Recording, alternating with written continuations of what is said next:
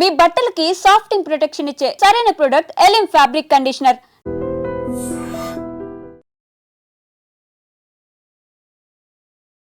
Covid మళ్ళీ ఈ మాట వినాల్సి వస్తుంది అని ప్రజలు కూడా భయపడుతున్నారు. ఎందుకంటే ఈ మధ్య కాలంలో కోవిడ్కి సంబంధించిన కేసెస్ పెరుగుతున్నాయి.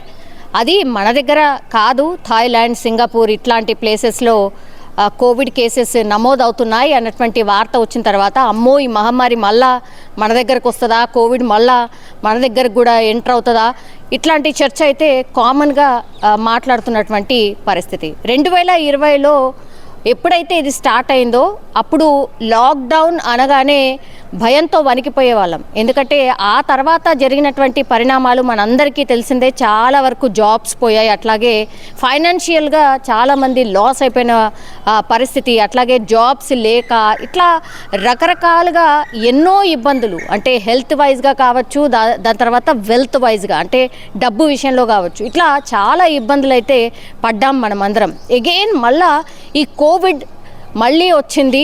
ఆ తర్వాత ఇప్పుడు 257 కేసెస్ ఆల్రెడీ నమోదైనాయి వితిన్ 1 వీకే అనేది ఇప్పుడు ఆందోళన కలిగిస్తున్నటువంటి విషయం.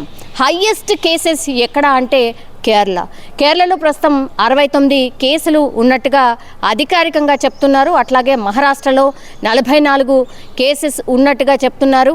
దాని తర్వాత కేరళ, మహారాష్ట్ర, ఆ తర్వాత కేరళ, మహారాష్ట్ర, ఆ తర్వాత తమిళనాడులో 34 కేసులు ఉన్నట్టుగా చెప్తున్నటువంటి పరిస్థితి. సో ఇక్కడ మనకున్నటువంటి 257 కేసుల్లో ఇప్పుడు మనకు కనిపిస్తుంది కేరళ, మహారాష్ట్ర, తమిళనాడు. సో మనం చూడండి, ఈ సౌత్ జోన్లోనే ఎక్కువగా కేసెస్ నమోదవుతున్నాయి. అంటే నార్త్ వైపు లేదా మరి కోవిడ్ ఎఫెక్ట్ లేదా అని అంటే డెఫినెట్లీ ఉంటుంది. కానీ అక్కడ టెస్టులు కావచ్చు, లేకపోతే అక్కడ ఉన్నటువంటి వ్యవస్థ కావచ్చు కోవిడ్ మీద అంత సీరియస్ తీసుకోవట్లేదేమో. కానీ ఇక్కడ ఎప్పుడైతే ఈ సిమ్టమ్స్ ఉన్నాయో అప్పుడు వెళ్ళి కోవిడ్కి సంబంధించిన టెస్టులు చేయించుకుంటున్నారు కాబట్టి బయటపడుతున్నాయి. అండ్ మనకు తెలుసు వర్షం లేకపోతే చలి, ఇవి రెండు కూడా కోవిడ్ స్ప్రెడ్ కావడానికి రీజన్స్ అని చాలా టైమ్స్ చెప్పినటువంటి పరిస్థితుల్లో ఇప్పుడు మొన్న ఒక 2-3 రోజుల నుంచి కూడా వర్షాలు కంటిన్యూషన్గా పడుతున్నటువంటి పరిస్థితి.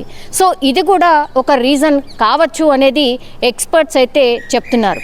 అగైన్ కోవిడ్కి సంబంధించిన కేసెస్ పెరగడానికి ఇంకో రీజన్ ఏంటంటే వెదర్ ఒక్కటే కాదు, ఆ తర్వాత మిగతా దేశాలు, ఇప్పుడు థాయిలాండ్ కావచ్చు, చైనా కావచ్చు, లేకపోతే సింగపూర్ కావచ్చు, అక్కడి నుంచి ట్రావెలింగ్ ఉంది. అంటే అక్కడ నుంచి ఇటువైపు వస్తున్నారు కాబట్టి వాళ్ళు కూడా వన్ ఆఫ్ ది రీజన్ ఈ స్ప్రెడ్ కావడానికి. సో ఎక్కడ కూడా మనం ట్రావెల్ని బ్యాన్ చేయలేదు, అక్కడ వాళ్ళు ఇక్కడికి వస్తున్నారు, ఇక్కడ వాళ్ళు అక్కడికి వెళ్తున్నారు. కాబట్టి ఈ స్ప్రెడ్డింగ్ అనేది ఆపాలి అని అంటే ఎప్పుడైతే ఒక దేశంలో కోవిడ్కి సంబంధించిన ఇన్ఫెక్షన్ స్ప్రెడ్ అయింది అనే వార్త వచ్చిన తర్వాత ట్రావెల్ బ్యాన్ చేయడమో, అక్కడి వాళ్ళు ఇక్కడ రాకపోవడమో చూసుకోవాలి. కానీ ఆ వ్యవస్థ లేదు కాబట్టి స్ప్రెడ్డింగ్ అనేది డెఫినెట్లీ ఉంటుంది. ఇప్పుడు భారత్లోకి ఎంట్రీ కూడా ఇచ్చింది.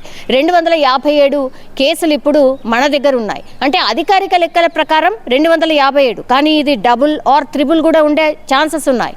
ఆ తర్వాత చాలామంది కూడా సిమ్టమ్స్ ఉన్నప్పటికీ కూడా సొంతంగా మెడికల్ షాప్కి వెళ్ళి కోవిడ్ ఆల్రెడీ ఎక్స్పీరియన్స్ చేసి ఉన్నారు కాబట్టి పెద్ద ప్రాణాంతకం కాదు. ఈ మధ్య కాలంలో ఎన్నిసార్లు ఎన్ని వేరియంట్స్ వచ్చినా కూడా పెద్దగా ప్రాణాలు పోలేదు కాబట్టి సొంత వైద్యం కూడా చేసుకోవడం, ఏదైనా చిన్నగా జలుబు, దగ్గు ఇట్లాంటివి ఉన్నా కూడా పెద్ద హాస్పిటల్కి వెళ్లకుండా మెడికల్ షాప్కి వెళ్ళి మందులు వేసుకోవడం, ఆ తర్వాత వారం రోజులలో సెట్ అవ్వడం. సో ఇది కూడా వన్ ఆఫ్ ది రీజన్ కావచ్చు.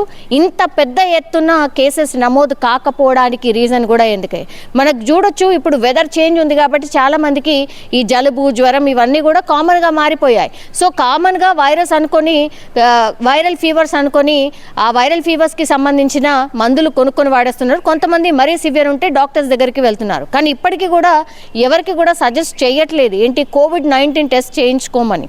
ఎవరైనా చెప్పినా కూడా మరీ కాన్షియస్ ఉన్న వాళ్ళు వెళ్ళి చేయించుకుంటున్నారు తప్పించి మిగతా వాళ్ళు మాత్రం మందులు వేసుకొని తగ్గించుకుంటున్నటువంటి పరిస్థితి అయితే కనిపిస్తోంది.